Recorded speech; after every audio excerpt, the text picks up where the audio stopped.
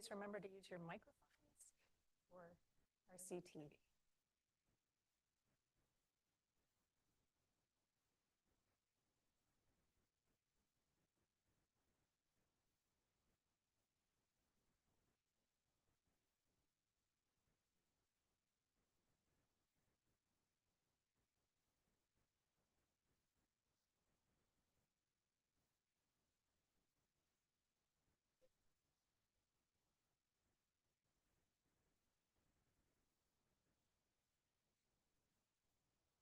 Good evening, everybody. Welcome to the June 2026 Reading Public Library Board of Trustees meeting. Calling to order, do we have anybody online for public comment or any public comment to discuss offline? Nothing from the inbox. Give me a moment. While I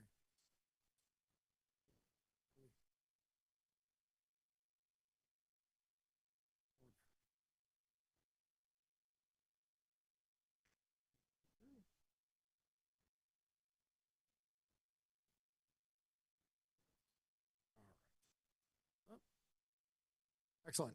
Next item on the agenda this evening is the summer programming update. Yay. There better be some Jeopardy in this one. Is there some Jeopardy? Oh. My wife wants to see the Jeopardy.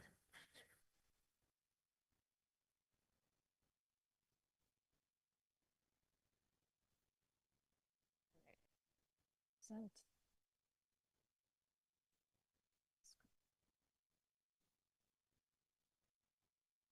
Oh, come on. Thank you. It's on theme, which you'll see shortly. Thank you. All right, you can go to the next slide. So before we start about summer, we always have to talk about the previous one, which is spring. So we had 7 concerts. About half of them made it actually outside because of rain. But we had 601 attendees out of those 7 concerts, which is amazing.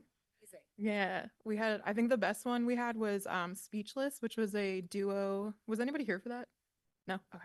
It was a string quartet duo and they did pop covers and you could request songs. Oh, And the audience loved it. And the Porch Fest folks were here and they started handing out their business cards because they were so excited to hear it. So that was a really great one. Yeah. We had 3 historical lectures, which had 68 participants, including an amazing, we put out like a push to the schools and a cute little group of high schoolers came in for extra credit. And they were asking really important questions. All 3 lectures were about the American Revolution. So the high schoolers were asking like really important like questions about diversity and inclusion of like, why didn't the presenter talk about this? Like, why was it only about white people? And like, it was really great. And the presenter was really into it. And we had 2 trivia nights with 43 attendees. The librarians did not win either time, so that was great. We had 1 library card design contest. Our children's librarian Lucy set that up, and we actually had 69 submissions. We had a late submission, but they're all up in the studio, and I encourage you guys all to go upstairs and look at them. They're really beautiful. I know that you guys were the final votes on them, and the winner is also displayed. And it's she's coming in tomorrow for her picture, and she's very excited. Our friend Stella. And we had 6 beginner English courses, 85 participants total. We have 15 regulars and they speak French, Portuguese, Spanish, Mandarin. We have 2 people who are from Palestine. We have 2 people from Afghanistan. And then we just a whole great slew of people that come, including kids. We have 2 kids that come as well with their parents to be the translator. And our librarian Ashley runs that program and she's always getting people in. She did like a guerrilla style PR for it and she put it in Market Basket. She put it in Whitelum. She put flyers in Cafe Nero. She was handing out flyers at festivals. She's really wants people to join and she has a good crew.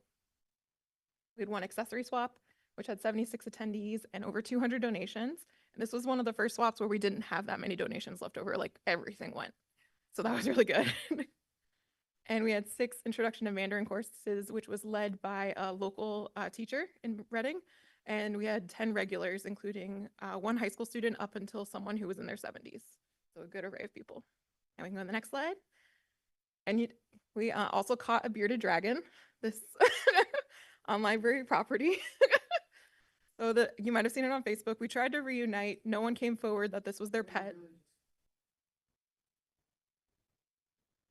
No, a patron came up to Dina, one of our library associates. She was on a walk and said, I just found this lizard.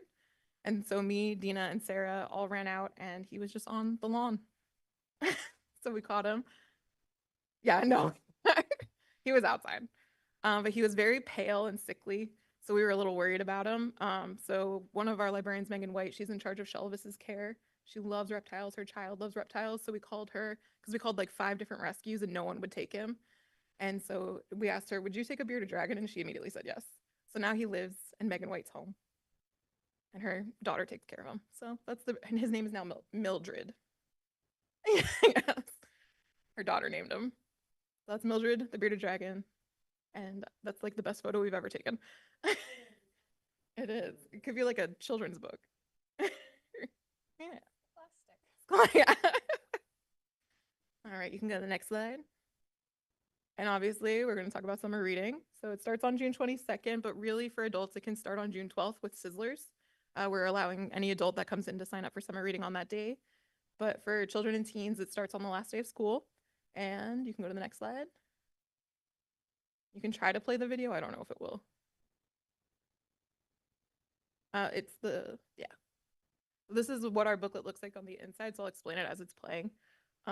So you come to the desk, you get a booklet, and there are 12 prompts inside of it. Most of them have to do with reading itself. It's like read a graphic novel, read a magazine, check something out from Libby or Hoopla, and it's all library related, but there are some community things too, like check out a local park or restaurant, because we're trying to really like hone in on making the connection of community. Reading is Revolutionary is to celebrate America 250, but it all starts with community. So we're trying to really focus on reading and finding your voice through reading and also getting to know your neighbors. So there's 12 prompts. For every 4 that you do, you come in and get a stamp and you win a prize. So you can win sunglasses, our llama, who's very soft, the fan that's also a flashlight, a journal, or a tote bag. And so they're tiered prizes. So you can first win the sunglasses or the notebook, then you win the flashlight/fan, and then you can win the llama or the tote bag at the end. Those are the final prizes. And anyone can sign up from age 6 and up. That's our summer reading program. You can go to the next slide. And that's not looking great, but that's fine. These are our adult programs. So a common theme that we found was sports. So we have Sports Cheats, Frauds, and Con Artists, actually this Thursday, which is with author Robert Ainsworth Jr. And he's talking about Boston sports teams and players that have committed fraud or cheated or, just scandalous things. But it is family friendly. Kids can come. It's mostly about like cheating within the sport, not cheating outside the sport. And then we also have Summer Sizzlers this week, which is our ever popular program. It's on Friday. It's after hours. We have 5 librarians speaking, and then Liz Whitelum is also speaking. We have a watch party for England versus Croatia because the World Cup is coming up. I was stuck in the World Cup traffic this weekend. It wasn't fun. And then we have Learn to Play Mahjong, which is I know you guys love hearing about. It's coming back on June 24th. The registrations are now open, and we have 16 out of 20 so far. And we have a DIY book page bouquet with Ashley. This is using recycled materials, so following in line with sustainability. We have acoustic night with Art Grossman, who is a local guitarist. He's going to do Bob Dylan covers. There's No Crying in Trivia, which is about sports movies, will be on July 22nd. The Great Dane service dog visit is going to be very fun. There's going to be 2 Great Danes in the building, which Michelle is very excited about. But it's a lecture on how to make your dog a service dog and how to, with the Mobility Danes of New England, they're going to talk about certification. And we have a really great tech class coming up. So Peter Sanborn did a how to take a photo on your phone class, and we're following up with that with how to get your photos off your phone to either print or put them on social media. And we have Create Art in the Sun. Our local history librarian Jocelyn is doing that one, and she's doing cyanotypes, either with like a portrait or with a bookmark. And that's for any age. So she's just going to be outside for a couple hours, and people can come in and make a design. We have How to Learn a Language Before Traveling with Jeff Clapes, the traveling librarian, right before Labor Day. And that's exactly what it is. It's like how best you can learn very common phrases in different languages before you travel. And the joy of journaling in nature is also part of our sustainability efforts, and that's with our newer librarian, Stacy. You can go to the next one. And then for our teens, a lot of things with our hands. It's henna, they're doing henna, so you can sign up for a 10-minute slot to get henna done. Yoga with our wonderful instructor, Selena Natalie. Body mechanics is going to be run by our teen volunteer, Callie. She's now a sophomore in college. And K-pop crafting, right in time for the BTS concert, which the teens are very excited about, as well as our teen librarian.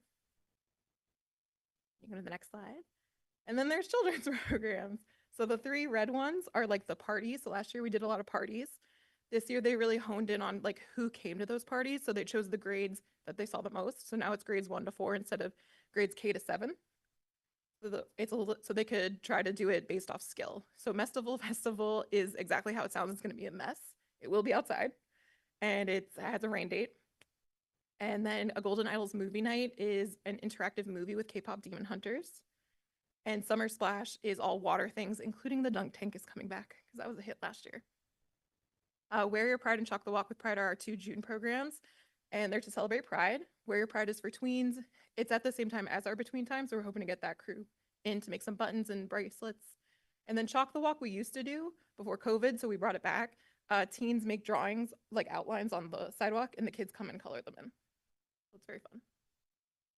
We're bringing back Wildlife Encounters. Our head of children's loves animals, and this was a very popular program. He had like a ferret, a millipede, an alligator, all like loose in this room, and the kids went wild for them. Not at the same time, but one at a time. And they could come up and pet a snake and a turtle. So this year we hired them to do mammals instead of reptiles. And Candy Crush is a tween program, as is Zenden. And Plant Lab is our ever-changing program for grades 3 to 5, where kids can come in and be our gardeners on the patio. And this summer, they are going to take everything that they make on the patio, the peppers, the tomatoes, and they're going to make recipes out of it. So salsa, pesto, things like that. And then for our small friends, we have 2 concerts, one in Spanish, which is Melodies with Mariana Aranzi, and our family concert with Carrie Ferguson was in February, but it snowed, as we all remember. So now it's scheduled for June. And we'll have a nighttime story time for working families for any age, starting in July. And of course, Vehicle Day, which we have renamed Touch a Truck, will be in August. Can you, change? Yes, and if there's a new date change, it won't be on Tuesdays anymore. It's going to be on a Thursday because we're closed Thursday morning. So logically, it makes sense to have it on a Thursday morning when the parking lot's already closed. And then for our theme, Reading is Revolutionary, we have programs for that. So zines for teens. Zines are really important for teens to get out the word on really important topics to them, especially for vulnerable populations. They're also accessible because they're usually 3 to 4 pages. So you have to just go to the bare bones of information. So our teen librarian is going to show teens how to make them. And then she's going to display them. We have Rise Up and Sing Along with Peter Sheridan, who is he's been here for like 30 years singing. Yeah. And I think we were his start. He was a custodian and then. Used to be a custodian here, yes. Yeah. Yeah. Yeah. And then he said, I think I can sing. And I think Corrine hired him. Yeah. So he's been a singer here for about 30 years. And then he moved to Florida during the pandemic and then he came back. So he's going to help us. The Rise Up and Sing Along book is American folk songs. And he's going to come for families to picnic for dinner and then do a Rise Up and Sing Along. And we'll have the books printed out for people so they can sing with him. Our biggest event of the summer is reading Frederick Douglass together. And this is a call for you guys. It's on our website, but if you guys would like to be a part of it, we are looking for volunteers to read parts of What to a Slave is the 4th of July by Frederick Douglass. It's a program that's done in multiple libraries and we got a grant to do it. And you just pick a passage similar. Have you guys gone to like the Moby Dick one where everyone reads a passage of Moby Dick on the Cape? Okay, that's a thing. It happens every year, but we're going to do it with the Frederick Douglass. And our local history librarian's in charge of it. So you can email her. It's all on the website if you want to sign up and volunteer. But we're really trying to bring the community together. We already have Albert has volunteered. Reverend Amelia has volunteered. We're looking for Liz Whitelam has volunteered. So it's trying to like build the community and over an important topic. How long is the piece? The piece is 3 pages. So it's probably like 20 minutes to read total. Not individually, just 20 minutes total. Yeah. And we finally will close out with Make Your Own Tiny Liberty Garden. for adults. And this, our wonderful librarian Stacy picked this program out because it's really for people who live in apartments, how to make a garden that'll fit like on your ledge. And then you can go to the next slide. And then we also have the Reading Public Library Foundation writing contest, which Pat knows about. And it's for any age. So it's for kids in grades 1 to 5, teens in grades 6 to 12, and adults. There's 3 different brackets. And we have judges for each bracket, including people from the community as well as librarians. And submissions are open June 22nd. They close July 22nd. And the party is on August 5th to celebrate the winners. And the theme is reading is revolutionary. And that could be reading or reading. It's up to the person to interpret. And you can go to the next slide. And finally, this is more recent, but it does start in August. We were one of 80 libraries chosen to be a part of the Children's Book Council Kids' Favorite Reading Contest. So in August, we're going to receive over 200 books. And we have to make like a book nook where kids can come in and like read in a living room. And the books can't get checked out. It's just part of the book nook. And then they get to vote on their favorite. So it's teaching kids like autonomy in reading, that they can choose what they read, but also about the voting process and how it works. And so we're going to make our cloud corner into the book nook, like into a little living room where the books are going to live. I think that's it. Do you guys have any questions? Thanks. Yay, thanks.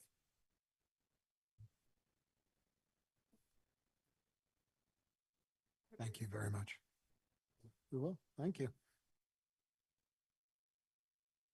Okay, next on the agenda is the vote for the election of officers for the upcoming year. Don't remember how we do this? We should.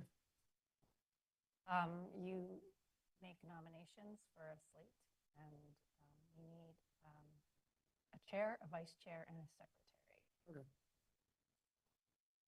And you can make nominations from the floor. It has to be a majority vote.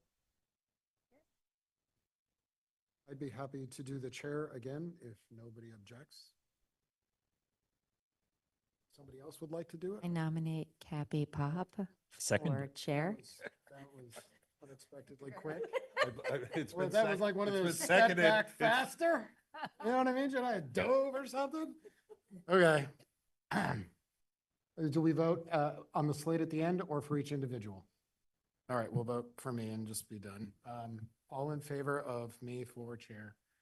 I will abstain. The vote carries 4 and 1 abstaining. I am the chair. Next, we need a nomination for vice chair. I'm going to nominate Pat just because it was too quick. It was too quick. I I nominate. second it. And there's a second. But he has to say he wants. I'm I'm willing to serve, but I'm also willing to give others the opportunity if they would like to be involved. I tried as the that. vice chair.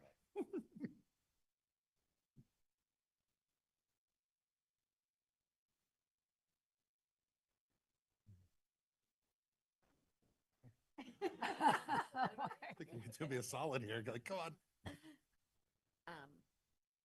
I'll be vice chair if you want to, if you're looking to hand it off. I will nominate Monette for vice chair. Do I have a second? I second that. Now, when you get to vote, you can vote on, because you have 2 nominations right now. Well, I will, do I have to make a motion to withdraw I don't Pat's think- I nomination? don't Because think he it was said, seconded. it wasn't, Yeah, it was second. Andrew seconded. So do I have to make a motion to, okay. I will make a motion to withdraw my nomination for Pat Egan for vice chair and also make a motion to nominate Monette Berry for the same position. And do I need a second for that? Yes, you did. All right. I'll second that and then second the other one. All right. Double second. Robert's Rules of Order are intact. Hopefully. A little convoluted. Little twist there. As long as no one objects. No one, any objections? No? All in favor? Oh, he voted. Monette's abstained. Monette's abstaining. Even that hand I did not I see. don't think you need to. You don't need to. I don't know. I'm going to say she did. Motion carries. Yeah, I think you're okay. 4 with 1 abstaining. It may or may not have been Monette abstaining. We're just going to leave it there. Okay. Final position is for secretary. I want to nominate him so badly, even though I know it can't happen. Just, Well, for background, for those of you who haven't been secretary, we do have an email that gets checked regularly for comments and questions that you've checked out. A lot of it's just junk mail, but sometimes we get a comment in there. It is signing the minute, and it's just presenting that public comment. Usually the response is, thank you for your comment. We'll bring this to the trustee meeting on whatever date. It's also responding, it's also signing the minutes, which you don't have to write because Megan writes all of them. And, and I think that's pretty much it. Heavy lift. So I would give that a shot if. I nominate Kelly as secretary. I second. It's like, oh, I beat. You're good at that second. All in favor? Motion carries 4-0 with Kelly abstaining. We have a new secretary and a new vice. Is that- thank you so much. The handoff with the, Yes, the yeah. logins and stuff. Let's start right away. Oh, I guess nothing really changes now. Excellent. Okay, next item on the agenda is a vote for the fiscal year 27 trustee meeting dates, which are included in our packet. Are they suggested ones? Is there any discussion, changes? I'll move, and then we can always do a discussion later, to approve the fiscal year 27 trustee meeting dates as presented in the memorandum dated June 8th, 20. Okay. I second. Yes. Do you have a comment on this? It's the, let me pull it up.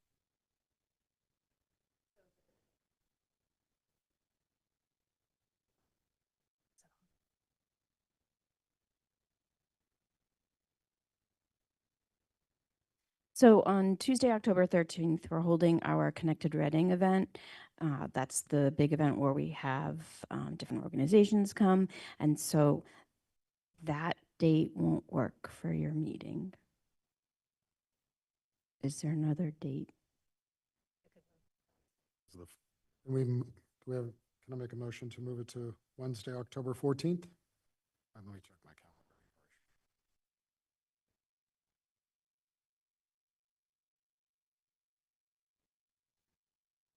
Does it have to be a certain number of weeks apart? No, does not have to be certain. What about moving it to Monday, October 5th? Keeping it on a Monday. Be a week. That's fine with. We have to have a motion for that? We just, No, you just, we Yeah. we change it and then adopt it as amended. I don't foresee any problem with the 5th because I believe the reason it's not the 13th is because the 12th is the holiday. Right. we'll take the list except for Tuesday, October 13th will be Monday, October 5th. Pick a date. If you already know you're not going to. We'll have a quorum. When do you want? Yeah, what works for you? I mean, again, I'm fine. I don't know. I just happen to know I missed that date. I don't know about the rest of it. I was just trying to stick with Monday. Yeah, I agree. It works better. Tuesday, November was the town meeting. That happens every year. So it's Is anybody on town meeting? You are, right? town meeting. So, and you can't have a public meeting. There's a town meeting. Oh, right. I did add our meetings do not conflict with any major religious holidays, but I did note the holidays that kind of bookend, so you can be aware of that. There is something in our policy, in the bylaws that says we will not meet our major religious holidays. I think other than that, those are the only two dates that have changes from the regularly scheduled second Monday.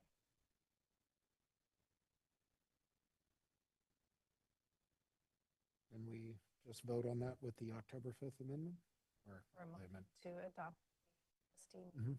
amendment. let's just take Pat's motion and then amend the motion. And the motion to change from October 13th to October 5th.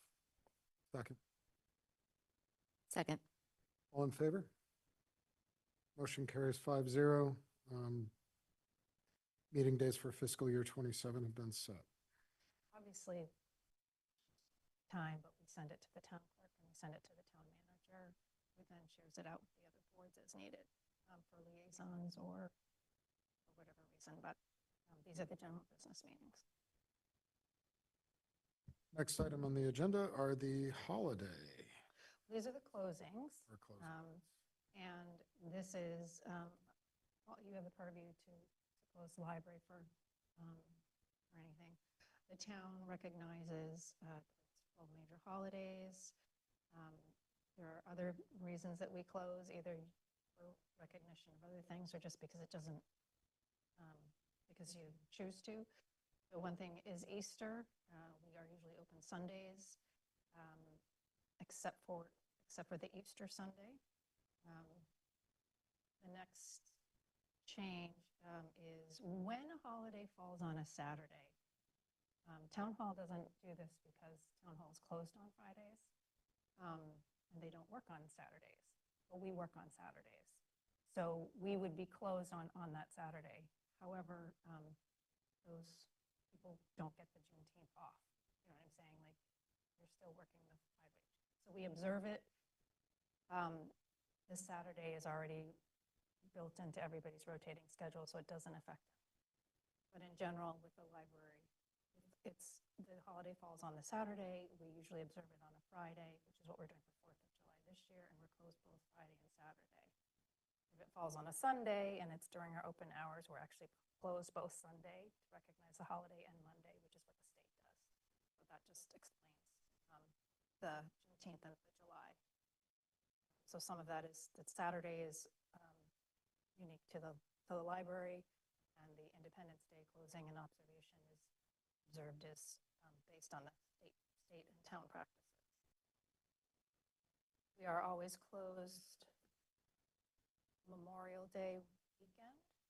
We are always closed Labor Day weekend. That's the Saturday, Sunday, and Monday. And finally, we are generally closed. We usually have a partial closing on the eves, so Thanksgiving Eve, Christmas Eve, and New Year's Eve.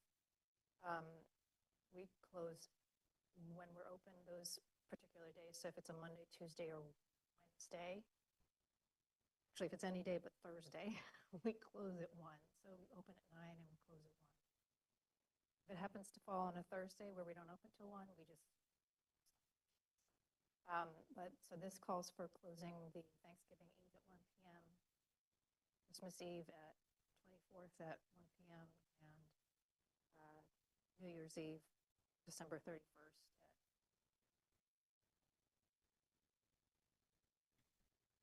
You have a recent, May, a closing for a staff day, did we not? Yeah, we don't set that staff day until Okay. a little bit later in the year. 'Cause Okay.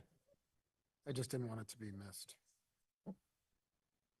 we get these posted out our website, and we let facilities know and everything, so it changes all the locks. So it's good to get them ahead of time. So this would start in calendar year. I move that we adopt the proposed 2027 library closing schedule as reflected in the packet. I second. All in favor? Motion carries 5-0. Closing for, Can I ask an unrelated question? May I have a second, Chair? yes. So in first Sunday of October, October 3rd is listed as the Sunday opening to start. Mm. Is that the start of fiscal 28 or That's in 27? 27. That's still 2027, so Yes. that's So, current in the budget. No, you are correct. That Okay. is fiscal year 28. Okay, So there is a possibility that if Sundays are impacted by our FY28 budget, that we would not be open on Sundays.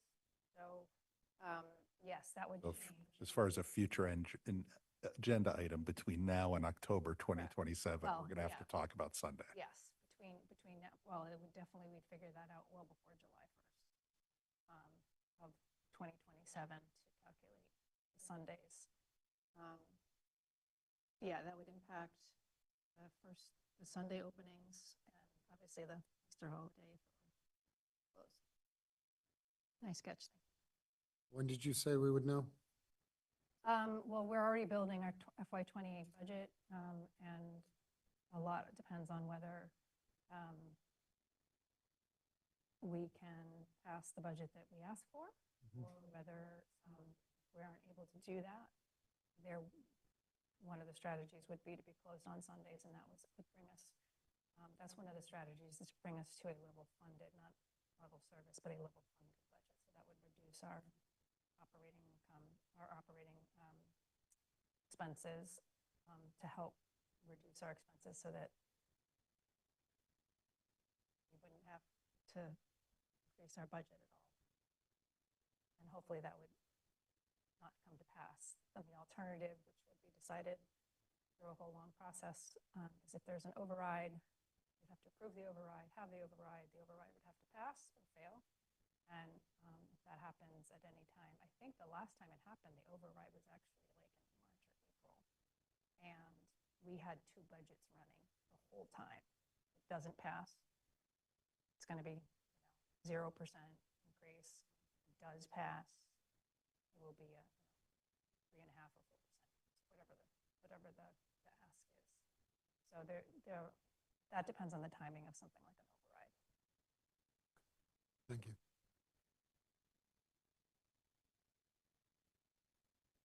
Is there any discussion with that? Are we all clear? Yeah, we already voted. All right, sorry about that. Next item on the agenda is discussion and approval of the trustee vacancy process, including an So I've been having a lot of fun with Laura Jim.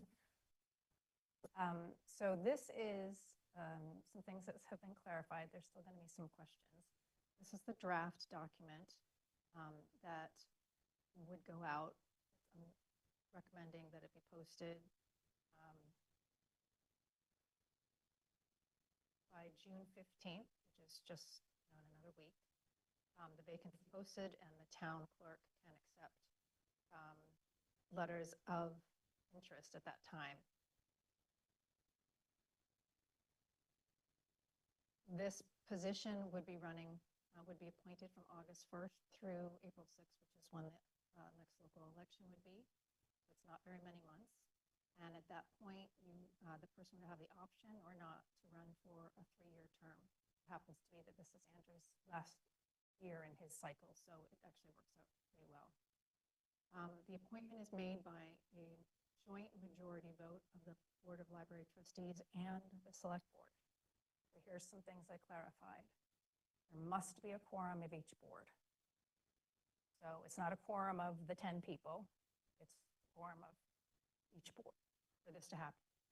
The chair runs the meeting of the Board of Library Trustees, runs this section of the meeting. It's your meeting. And so if someone wants to speak, they would ask the Board of Library, the chair, Mr. Chair, may I speak, that kind of thing. So that's running of the meeting.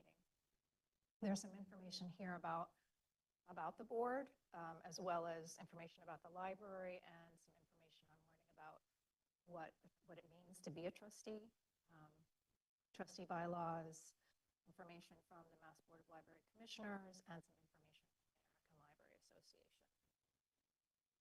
Any registered voter, the town of Reading is eligible to apply. That is what it says in the bylaws. We would accept, the proposal is to accept letters of interest through July 8th. I would imagine it would be like 5 p.m. on July 8th. The reason for that is that would give us time to prepare a packet of all letters of interest that could go out for a scheduled meeting on July 14th. The trustee meeting is on July 13th, Monday, July 13th. This July 14th, which is on Tuesday, works very well with the Select Board's existing schedule. So it would be a double whammy for the trustees. You can meet on Monday and then have a joint meeting, call to order, do the vacancy, discussion and vote, and then break up. So it's only a small portion of the Select Board meeting. And this was just recommended. Obviously, we could change, and we could ask the trustees, the Select Board trustee meeting. But this was just the suggestion. I talked about this with the town manager. Felt that it would be something you could slide into their existing agenda pretty quickly. I did ask, and we need to get a little bit of further clarification on how the process worked, but as I understand it, how the process would work is you call the meeting to order. You will have had a packet with anybody's, hopefully at least one, letter of interest. At that point, either board could ask questions, but I would recommend having a set of questions. It doesn't have to be exhaustive. I have some recommendations on some questions that you could ask for each candidate. Select board could also ask questions.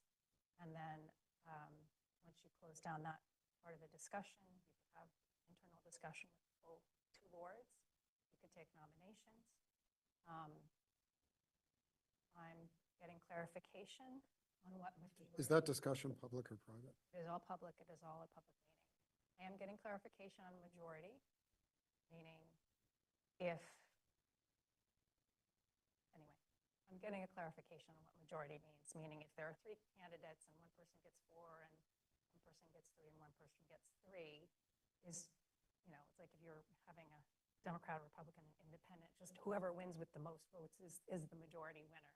I think that's how it goes, but it could be possible that if you have 10 people there, the person has to get 6 votes. I don't think that's what happens. I don't think you have to keep going. The goal is to have someone appointed by the end of this meeting. If you have a failure to elect, then you have to start all over again. So, but you can make as many nominations as you wish, but everybody gets 1 vote.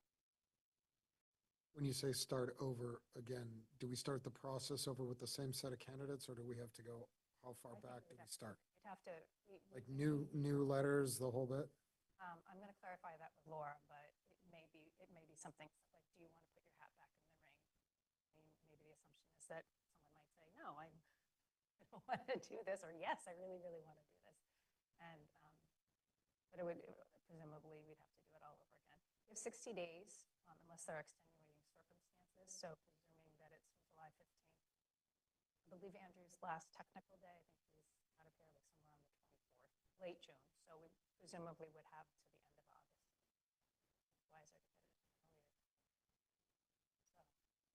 earlier. So that's the general process. I mean, if you have questions or suggestions to changes, we could definitely, that's your call. There, it's the Board of Library Trustees meeting. And Laura's door is always open. So. Questions, if I may be recognized? The chair recognizes Thank you. Vice Chair Pat Egan to speak. 3 things. One, you just mentioned Andrew's potential move date. My understanding, this is all triggered off of a written resignation to Laura. So that will happen before June 15th. Second, on the resources, I think it's probably self-explanatory either way, but one other potential resource would be the Bolt page at the town website, because that then provides links to minutes and agendas and things like that. And it's just, I think it's an easy flow if somebody was curious. That's right. And then the last thing, it doesn't really matter because one, we don't know if we're going to hear from anybody at the initial go around, and obviously it stays open until it's full. But if we are wanting any letters of interest by the 8th to then at least deal with it quickly on the 14th with the select board, is it better to say, deadlines for letters to be considered at that meeting should be close of business or just, or received versus, because I don't think postmarked is going to work. So maybe like must be received by the clerk, and they're open, that's a Wednesday, Yeah, right? So that's it's not an Wednesday. issue, right? It's like 7 on Tuesday. Yeah. Reasonable bar, and I'll talk to Laura about that. I just think received or Yes. post, it's got to be something, Got to be times. but I don't think you want postmarked, because if it's postmarked, it's not going to comply with the meeting notice. Has to be received at the such and such. And they have It also needs to be early enough that we can whip it all into a packet that gets sent out on that Thursday or the following Tuesday meeting, and so that you all have time to review it. Packets are public information, so at that point, anyone who's put their hat in the ring, their letter of intent will be in there. So Can the letter be an email? And if not, we should specify that, or either way, we should to you. specify it. That's up to you. Anybody have an issue with it being an email? I don't think so. As long as it's received and as long as I can verify the sent. So if someone is submitting a letter of interest, I think it would be Laura Gem. It would have to be sent to the, emailed to the town clerk. Yeah. As long as I could verify, obviously, the email. Yeah, you have to be a verified. I think it says registered voter, so Laura would check all of that. It doesn't matter to me if we stick with letters and don't make it email. I just think we should specify. If it's included, if emails are allowed or not, we should just specify. Email or written letter. Right, and the email must be addressed to, Must be addressed. Right. And I'd be comfortable also deferring to Laura on yeah, a recommendation on that, because I would I. know there's also volunteer, some people do handwriting. I've seen everything. We don't have a form, a specific form, it's just a letter of intent. We have all that information about the library and what we're looking for in a trustee, so hopefully they'll have a good, like cover letter. And then I think the other would be, what are the questions that you would like to ask, which, I don't know that you have to decide that today, but it might be something that, again, I'm going to check with Laura, like, is it, we don't necessarily want to publish all the questions ahead of time, or do we? Like, if you discuss it today, then they're all public questions, or do you want to, so it be something that Captain and I work on, or another person and I work on, Michelle, or whoever, come up with several questions. I do strongly recommend that there be questions of the candidates, just to get a sense of, what their interests are and what I mean, just my 2 cents on that. Recommend some pa- I think the questions to be asked are at the discretion of all the select board members and the board here. And I don't necessarily feel the need to lay out questions ahead of time for the moment. And I wouldn't certainly commit to agreeing to what the questions are ahead of time, not knowing what could come up in a discussion. So it's an open forum meeting, Q&A, and I'm personally, I'm more As long comfortable as with there is that. a question, I think there have been times when there were no questions. So I think it's very healthy. Will we be notified of when letters of intent are received? Yeah, I mean, typically I think about like how Laura does the applications, her selection things. Like, so she'll have a list running and she'll say so-and-so who lives at so-and-so. Like for your papers, it'll say you pulled the papers on this, but you didn't return it on this, and that was validated on this. So she'll probably do a spreadsheet like that. So you'll get the list of interested people. Abby Pop submitted it on July 9th and, verified by the town clerk's office on July 10th. And then you'll have all them all with a packet of their letters of interest. So again, not to be the downer on all this. No, I would think that from the time period of the deadline of July 8th, that then becomes part of the public record packet by the 10th, which is 2 days later. I would not be in favor of any other board-wide communication to be required beyond the packet. Once it's in the packet, it's public. We have it, they have it. Yeah, you won't get it I'm sorry if I misunderstood. Yes, you get it when you get the packet. You wouldn't hear. That's what I was wondering. Yes. Yep. It's I didn't know if possible. we had to be waiting as they came in, or if it would be part of the packet and we all receive it at the I same guess you could time. say, have we received any? I could say yes or no, or Laura could say, And if that's what we're trying to get out. Should I be beating the bushes? More of an expectation. Yeah, okay. And just for clarification though, because both will be meeting the 13th, it won't be part of that packet, nor can there be any discussion at that meeting. It has to be only convened once with the joint, right? Okay. if there are no one who's expressed interest, then it just is not on the agenda for the 14th. Correct, we have to go back out again and be. Okay. And on the 14th, we have to have a quorum. Should we make sure we have a quorum? Check all your calendars, date that. Try to put it at the, as close to the top of the items. We do Zoom meetings for that? Yes, Zoom is absolutely okay. Oh, great. It just means that everything will have to be roll call. Okay.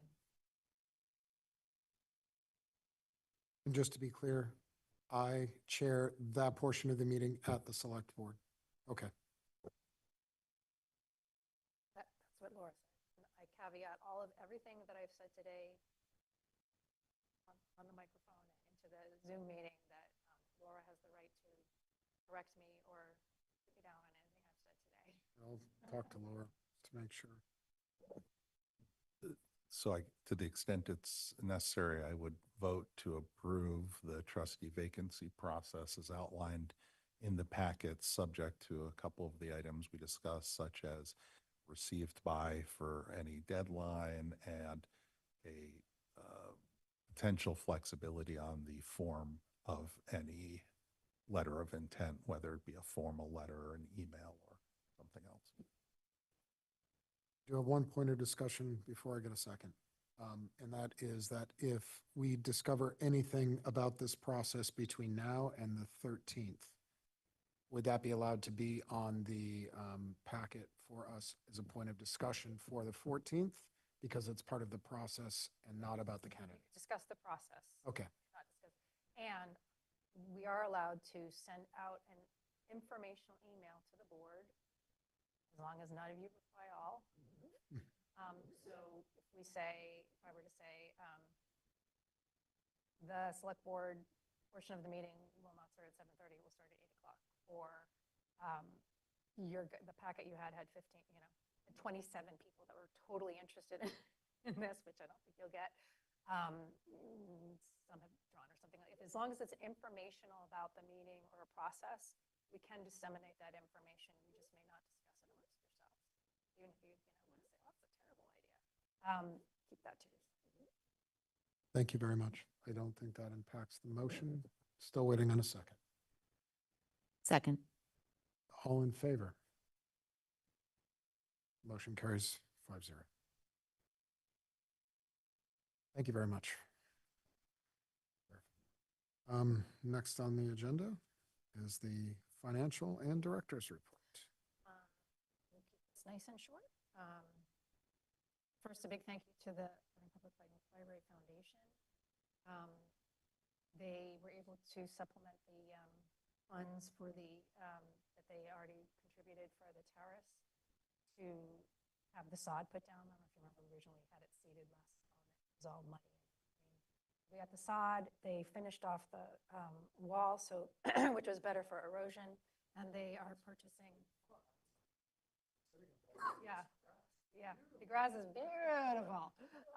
We still have the hoses because DPW is doing a great job taking care of it and mowing. I did tell them if they had to buy a special mower that we could do that as well.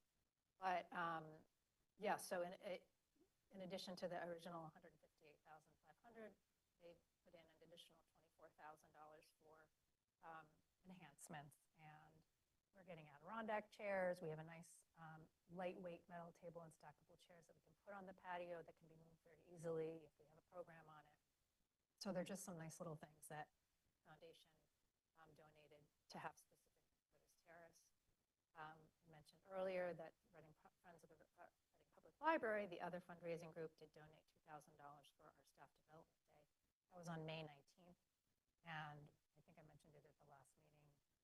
Maybe I didn't. There were over 25. There's like 25 staff members that attended, and they had a great time.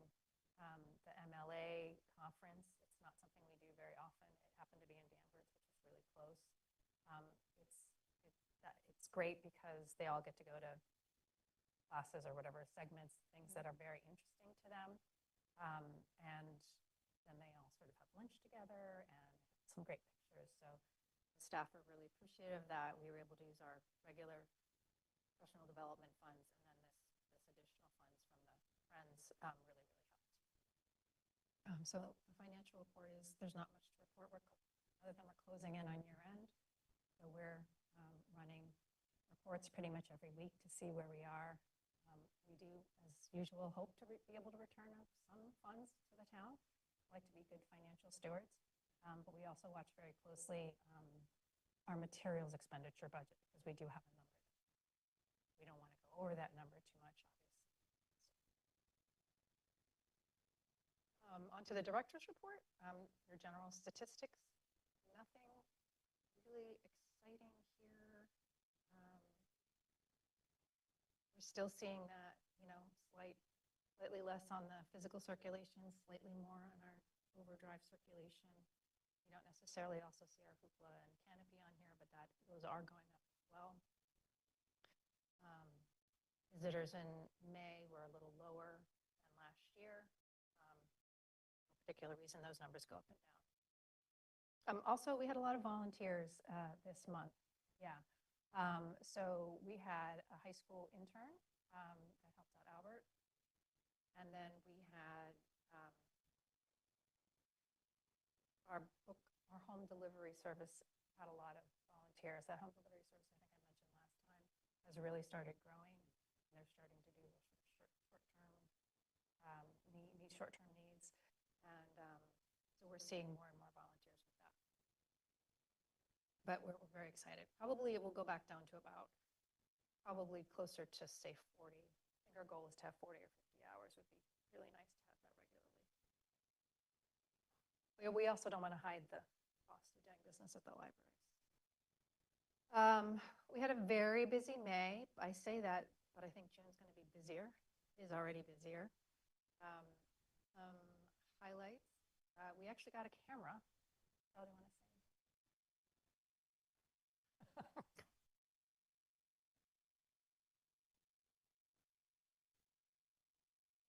Okay, Michelle's microphone isn't working, so I don't know how many megapixels it is, but in the past, we've used an old iPhone and So I actually went over to Hunt's in Melrose, and they recommended the Canon PowerShot.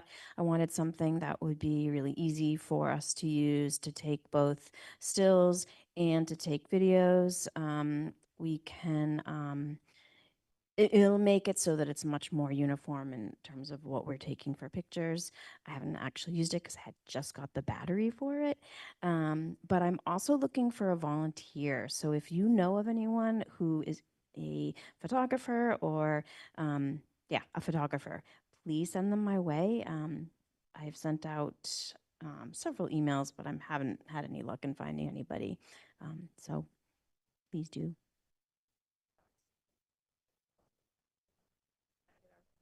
so, but one of the things we've tried to do is take programs, pictures of, when we're doing services or something like that, obviously with, and then of course the next step is organizing them to get the camera and into the hands of people who can publish them. It's something we used to do a lot more regularly, which is if you send something to, the Patch or whoever, they'll send you, if you send a picture and a whole bunch of names, in fact, the more names on it, the better. They'll put it, post whatever. They like to have those things. Pictures are a really great way to say a lot in one shot. So we've been making do with staff taking pictures on their cameras, which we really don't want to do. That's not really good practices. So this will be a device that anyone on the staff can work. So that was kind of exciting. I also wanted to say that related to the home delivery, we're also doing, Jocelyn and Sarah were back out at Peter Sanborn. They had helped 8 residents this month. So that program is going. It's something we're really excited about doing and trying to bring that to other locations. It's getting our services and assistance out into the community. Olivia already mentioned the beginner English class. We also had children's doing some Portuguese class. That's taught, I think, by high school students. We also had high school students and middle school students, I think, doing tutoring this month. So we have a lot of those types of programs coming in, trying to help with the peer tutoring, with peer teaching, having those young people take leadership roles and do classes. I threw in here, I often forget to put in Albert's update, but from the Office of Equity, it has been quite busy. A lot of the work has been getting together with the new Commission on Disability. He's working with multiple divisions in the town on specific projects that are related to the strategic plan that came out of the assessment we did in 2023. This is where he mentioned he had Andrea Hall this month as an intern for 20 hours. We do work with the high school, and we've done this several times where the high school has like this internship program for seniors in their second semester, and it's usually about 20 hours. This would happen to be unpaid. We don't necessarily, we don't have money set aside for interns with paid interns, but we worked with them several times, and it's been really, I think, gratifying. I don't know if that's the word, fulfilling. I think both for us and for the students, fulfilling for the students. And yeah, so one of the big projects he's working on is with the Community Services Department and developing summer staff training. As you know, the recreation and all that group and community services, they have a lot of rotating people in during the summer, some seasonal staff. So they're really working to create a curriculum for their staff training that includes disciplinary awareness, inclusive recreation environments, customer service, and building local programs. So, and he's also applied for improvement grants, and if awarded, it will help support ongoing efforts for accessibility. I believe it's for what they call a transition plan. It's something where once you have a transition plan in place that says this is what we want to do, then you can apply for all the other grants that will help you do what you want to do. So I think this is the first step, and hopefully some multiple grants. Olivia already told you all about the reading is revolutionary. We had the terrace opening, as I mentioned. It was lovely. We had a violinist, creative arts, come and play. It was really, where is it? Yeah, it's in the First Congregational Church. Yeah, it's been around for about 44 years. And they teach theater, music, visual arts, and theater, music, and visual arts. It's a great little place. But yeah, so that was a really nice evening. We couldn't have asked for better weather. And then we have Summer Sizzlers coming this Friday. Also a shout out for our Green Communities Garden Party. Green Communities Garden Party. This is the second time we've done this. It's an ice cream party. We serve ice cream. But we have a bunch of groups coming. Sarah Kelso has been working on this. I think we have about 8 or 10 tables of local community groups that have to do with sustainability and gardening. And there's a beekeeper that's going to be there as well. And it's just sort of get to know what all your resources are about. Friends and Family Day and Juneteenth are both on the same day, so it's going to be a long day for our outreach people. So we have some people in the morning over at Birch Meadow doing the Friends and Family Day, selling the summer reading program, and then we have some people in the afternoon on the Town Common working on the Freedom Festival with Albert. And then we will also be a location for Porch Fest. So we'll all be very excited when the 4th of July comes around and somebody actually decides to take a vacation. Then you have your July 13th regular business meeting and July 14th the joint meeting. We are in the process of hiring a Library 1 substitute. We actually want to hire 2. This one is actually would be dedicated towards children's services because you need some special interest and background in that. So we're working on that first, but we also will need another substitute. This is what happens when you hire substitutes and then you hire them to be a regular employee. Kind of what's happened. So they start as a substitute and then we love them and an opening happens. So we now have some spots open for substitutes, and we use them not only on Saturdays and filling in for evening shifts, but they are a big part of Sundays, which we would cross that bridge if we weren't open Sundays. But we do have a substitute budget, which is different from our Sunday budget. And then I think that's pretty much it. We had, as usual, everybody learning so much throughout the month.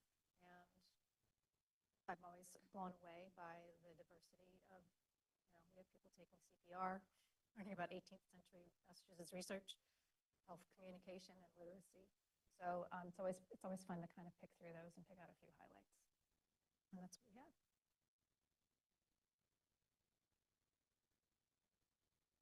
Thank you. Excellent. Thank you very much, Amy, as always. Next item on the agenda is discussion about the MLTA, the Massachusetts Library Trustees Association organization group. Yeah.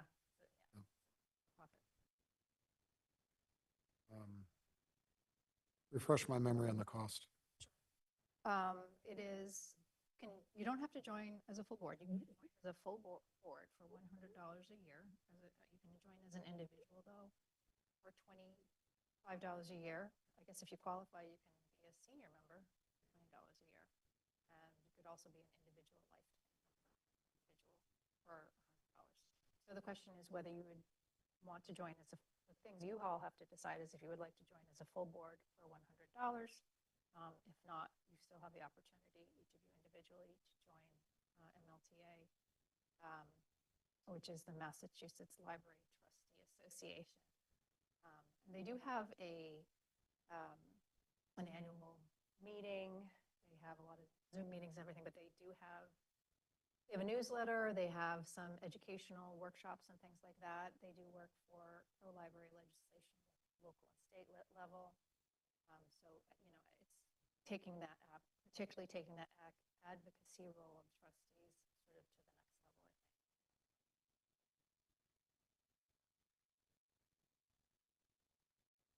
That's a decision you could make tonight, next year, or never, whatever you want.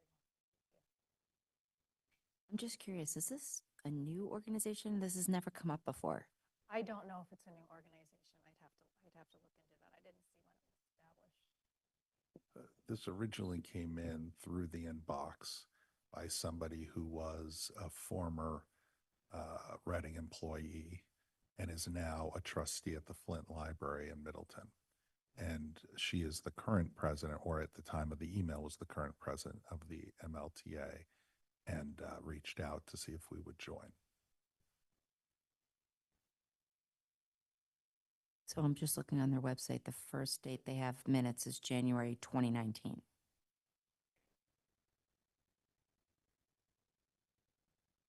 Yeah, but they don't really have minutes in a lot of those. They're very brief. Oh, okay.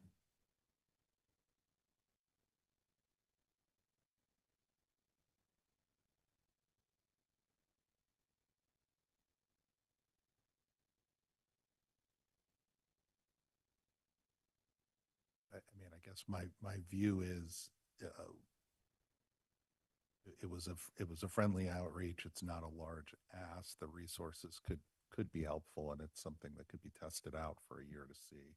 Obviously, we get a lot of other resources from the MLA that's made available. I'd be happy to be an individual member. Right, do we have an opinion as to whether or not individual or, I mean, Try it out. yeah, we could do. I got no qualms with doing a board membership for a year. I think the biggest question would be, does a board membership get you one email, or does the $100 allow us to say, well, there's 6 of you, and you know what I'm saying? Or would it all come into the one, pointing at Kelly, the one, then would have to distribute it. So I do need to clarify that, but it's up to you.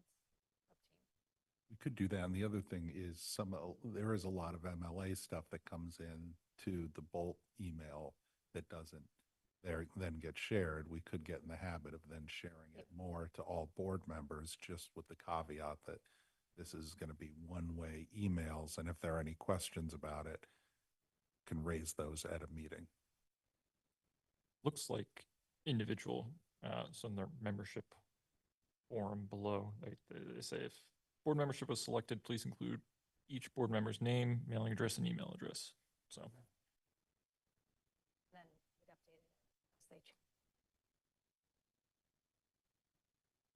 At $100, it doesn't seem like a big ask for a year. See if we get benefit from it. I support that. We need a motion. Motion to join the MLTA. Oh, as a full board for $100 a year. Second. All in favor? Did you have a point of discussion before we voted? I guess my only question is, does the year start? Actually, we're in June. I'm no questions. Either way, we're fine. Motion carries 5-0. We'll let that. And next thing on the agenda is the approval of the prior meeting minutes. I will move that we adopt the minutes reflected in the packet from the May 11th, 2026 meeting. While they lack the je ne sais quoi of Megan's summary, they still accurately reflect what happened on that day, in my opinion. I think we should have a long point of discussion about that. Kidding. Do I have a second, please? Second that motion. Thank you. All in favor? Motion carries 5-0. Next item on the agenda are future agenda items. July, the general services update for our printing, scanning, and faxing warrant schedule. In August, the general services update. What? My hand up for July. Oh, I apologize. I always go too fast. No, that's Point of discussion in July. I would just like to add to July, the celebration committee. It was discussed, it was reflected in the minutes, but it's not on Celebration Trust. It's not on the agenda for today. So I don't think we should vote on it. And I would be happy to be considered for that at the next meeting unless somebody else was to come up or be interested. But I do think we do need to respond to Kurt on that. So I would like to add that in July. Sounds good. And then for August, the general services update for meeting room use, supplemental spending, and review and discussing the policy on lending to decertified libraries. Have we had any changes on that front? No. and I we haven't won't- heard anything. We won't know until, their votes going on in June. And I think we'll have a better clue closer in the fall. And, it's pretty standard how it's going to go. Nothing will come into play probably until February or March, but again, the NBLC is recommending, or Noble and the NBLC are both recommending that we discuss openly at a meeting if there's any changes, and we may have some recommendations for the Board of Trustees to consider for our current policy. So that might be when we can bring up some questions and suggestions. We would not make any decisions on that policy at that time, but it's considered for fall adoption. Thank you. Excellent. Are there any other points of discussion, questions? If not, can I get a motion to adjourn? Move to adjourn. Second, please. Second. All in favor? Motion carries 5-0. Thank you for your service, Mr. Andrew Grimes.